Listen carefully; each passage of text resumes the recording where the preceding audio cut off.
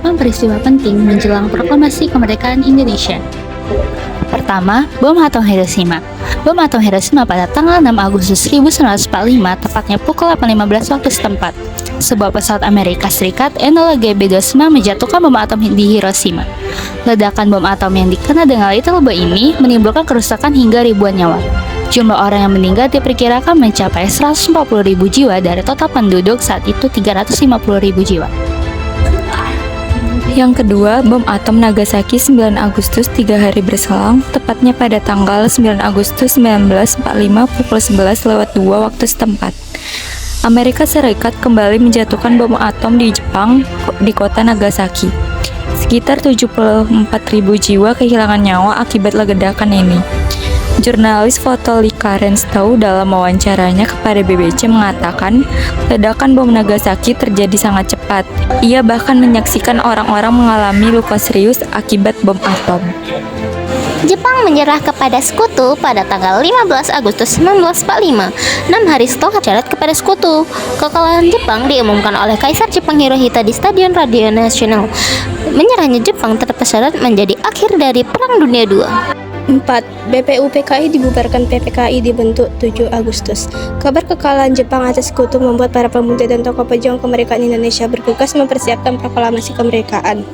Badan Penyelidik Usaha Persiapan Kemerdekaan Indonesia atau BPUPKI yang dibentuk oleh pemerintah Jepang pada tanggal 29 April 1945 dibubarkan pada 7 Agustus 1945.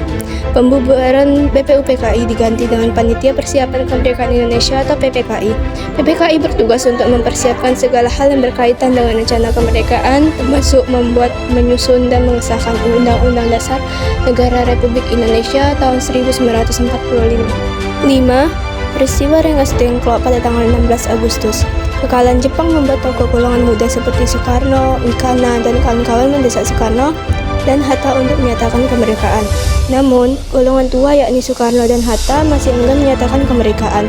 Lalu, berdasarkan diskusi di antara golongan muda, tepat pada tanggal 16 Agustus 1945, dini hari mereka melakukan penculikan terhadap Soekarno dan Hatta untuk diamankan ke Rengas Dengklok. Penculikan ini dilakukan untuk menjauhkan Soekarno dan Hatta atau dikenal dengan tokoh golongan tua agar dijauhkan dari pengaruh Jepang. 6. Kemerdekaan Republik Indonesia tibalah pada saatnya Bung Karno didampingi Bung Hatta memproklamirkan kemerdekaan Republik Indonesia pada tanggal 17 Agustus yang dimulai pukul 10.00.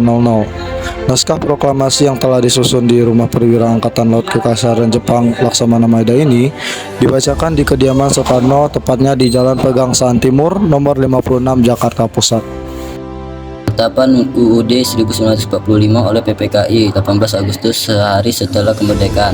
Tepat tanggal 18 Agustus PPKI menetapkan dan mengesahkan Undang-Undang Dasar Negara Republik Indonesia atau UUD 1945. UUD berhasil disahkan sebagai konstitusi RI melalui keputusan sidang PPKI.